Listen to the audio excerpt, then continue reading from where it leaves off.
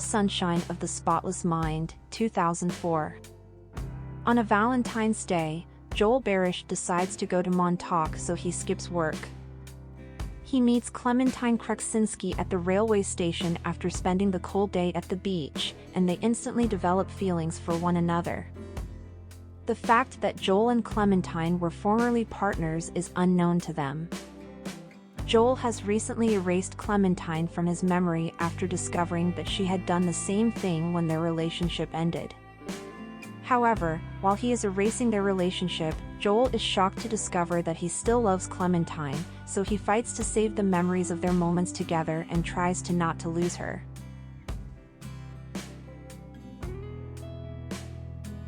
Before Sunrise, 1995. American tourist Jesse has been traveling for the past 2 weeks aimlessly over Europe using his Eurail card. Vienna is his last destination. He is already on his route there to board a flight that will take him home early the following morning. Celine, a French art student, had traveled to Budapest to see her grandma. She is presently traveling back to Paris to continue her studies at Sorbonne. On the same westbound train leaving Budapest, Celine and Jesse coincidentally cross paths. The connection they feel from their brief train conversation is enough for Jesse to offer, at the last minute, that they get off the train in Vienna and that they spend time together there before he needs to go to the airport. Just wandering around the city as was his original plan because he doesn't have the money for a hotel. At that point, she will board the next train to Paris. She can leave him at any time if she starts to feel uneasy around him as time goes on. Celine accepts the offer. They discuss their personal life and romantic beliefs while they wander around Vienna. They also discuss their schedule, such as why Jesse was in Europe in the first place, their feelings for one another, if they see a future together, and if so, what that future may look like considering both of their present circumstances. Titanic, 1997. When Jack Dawson wins a trip on the RMS Titanic during a dockside card game, he sees Rose DeWitt Bukater, who is headed to Philadelphia to marry her rich snob fiancé Caledon Hockley. Rose, who feels hopelessly imprisoned by her circumstances, travels to the rear deck and considers suicide until she is saved by Jack. Therefore, Cal is obliged to invite Jack to have dinner at their first-class table, where he becomes victim to the slights of his snobbish hosts. In return, Jack takes Rose to third class for an evening of dancing, giving her a night to remember. Rose decides to abandon her planned future altogether and asks Jack, who has lived by making sketches on the streets of Paris, to portray her naked while wearing the invaluable blue diamond Cal had given her. Cal finds out about it and imprisons Jack. Soon later, the ship collides with an iceberg, and Rose must locate Jack while both must escape from Cal as the ship descends farther into the frigid ocean. The Big Sick, 2017. Kumail, the Pakistani-American son of an immigrant, works as an Uber driver during the day and dreams of becoming a successful stand-up comedian at night. He is struggling to make ends meet as his family, who has great aspirations of seeing him married, constantly auditions lovely Muslim ladies to arrange a successful marriage.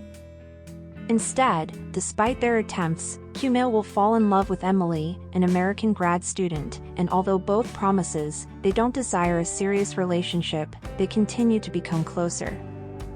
But, when Emily's health starts to deteriorate due to a serious illness, confessing his love to his traditional parents becomes the least of Kumail's concerns. Can Kumail face this critical problem, especially now that he must make some important life decisions? Silver Linings Playbook, 2012. When Pat Solitano finds his wife with another man, he beats him. He would be sent to a psychiatric hospital and diagnosed with bipolar disorder. After being released, he would return home to live with his parents. However, he is unwilling to take his medications or attend his required treatment since he dislikes how they make him feel. All he wants is to attempt to reconcile with his wife, but she already written him off and obtained a restraining order against him. He wanders about looking for someone who may know where his wife is, but he is unable to find her.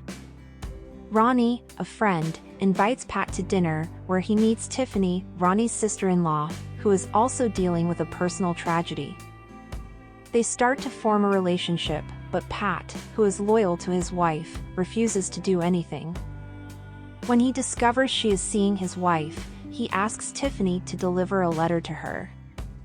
She accepts on the condition that he dance with her in the future competition. He agrees, and they become close friends.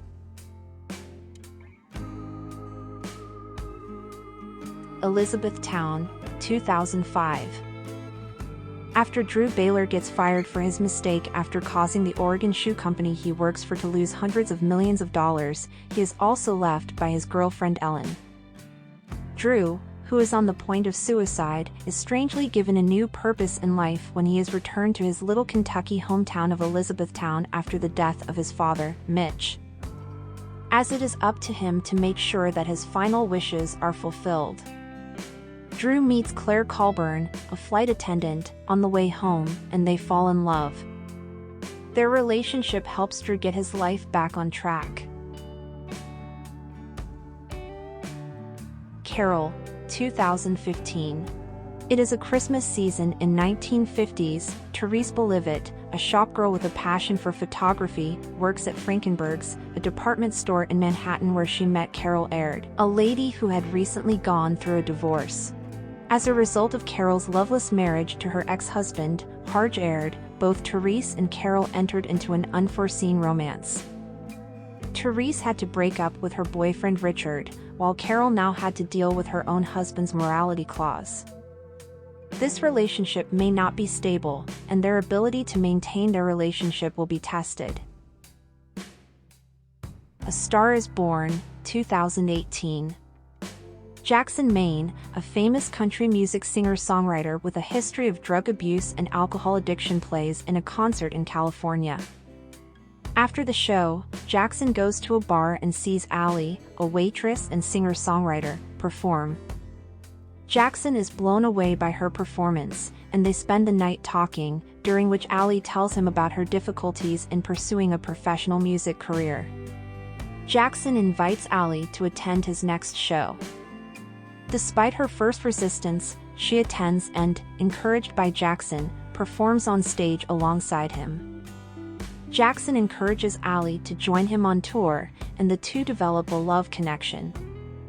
He publicly works as her music industry mentor. As Allie's reputation rises as a result of the publicity, she attracts the attention of famous manager Rez Gavrin, who wants to represent her.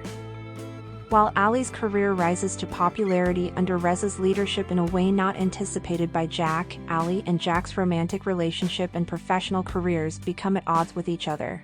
And Jack's excessive drinking only make things worse.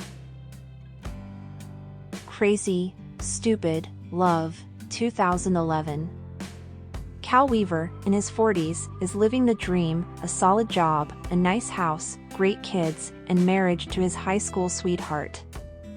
But when he discovers that his wife Emily has cheated on him and wants a divorce, his perfect life suddenly falls apart. The unfortunate Cal, who hasn't dated in decades and now spends his leisure time moping alone at a nearby bar, is hired as wingman and a student of the gorgeous, 30-something player Jacob Palmer. In order to help Cal get over his wife and start living his life, Jacob introduces him to the various possibilities available to him, including flirting women, masculine beverages, and a sense of style that cannot be found at Supercuts or The Gap. Cal and Emily aren't the only ones looking for love in the most unlikely places. Robbie, Cal's 13-year-old son, is obsessed with his 17-year-old babysitter, Jessica, who has a crush on Cal. And, despite his makeover and numerous new conquests, the one thing Cal can't change is his heart, which seems to keep leading him back to where he started. When Harry Met Sally, 1989. The film begins with two strangers, both recently graduated from the University of Chicago, on a car ride from Chicago to New York, where they will both be heading. Throughout the journey, they explore parts of their personality and lives, eventually concluding that men and women cannot be simply friends. They arrive in New York and then split up. They meet on a flight a few years later, and Harry reveals that he is married. They meet again a few years later in a bookstore, when Harry tells Sally he is now divorced. From that point on, the two become friends. They reveal sensitive details of their life goals, dreams, disappointments, and accomplishments and fall in love in the process. However, it is unclear whether they will be able to maintain their relationship once they sleep together.